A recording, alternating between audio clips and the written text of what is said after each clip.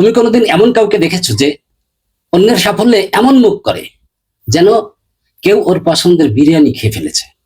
মানে কেউ নতুন ফোন কিনেছে আর এদিকে সে ভাবছে, বাবা রে, ও কই পেল এত টাকা, নিশ্চয়ই খারাপ কিছু করেছে। তার মানে অন্যের ভালো দেখলেই মাথা ঘুরে যায়, আর মনে হয় ওর জায়গায় আমি থাকলে, হ্যাঁ, থাকতেও পারতে, যদি হিংসা করে সময় নষ্ট না করতে, নিজে কিছু করতে। হিংসা আর বিদ্বেষ হলো বিষ খেয়ে ভাবা সে মরুক। হ্যাঁ, নিজে বিষ খেয়ে ভাবা সে মরুক। হিংসা নামক বিষ কার ভিতর? তোমার ভিতর, তাই না?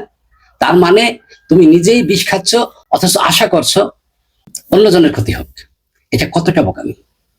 একজন ছাত্র যখন বন্ধুর রেজাল্টে হিংসা করে, তখন সে আর বেশি পড়ে না, সে শুধু ভাবে ওর কপালটাই ভালো।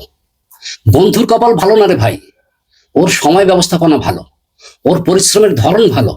হিংসা করে তুমি তার জায়গা নিতে পারবে না, বরং তুমি নিজের জায়গাটাই হারিয়ে ফেলবে। হ্যাঁ, তুমি যদি কারো বাড়িতে লাইট জ্বলে উঠতে দেখো আর তুমি নিজের লাইট নিভিয়ে রাখো হিংসায়, তাহলে তোমার ঘরেই অন্ধকার থাকবে। মনে রেখো, সূর্য কারো ঘরে একটু আগে উঠলেই তোমার সকাল দেরি হয়ে যাবে এমনটা নয়। সূর্য সবার জন্য ওঠে, কেউ ঘুমিয়ে পড়ে, কেউ তখন কাজে নেমে পড়ে। বিদ্বেষ কিভাবে জন্ম নেয় জানো?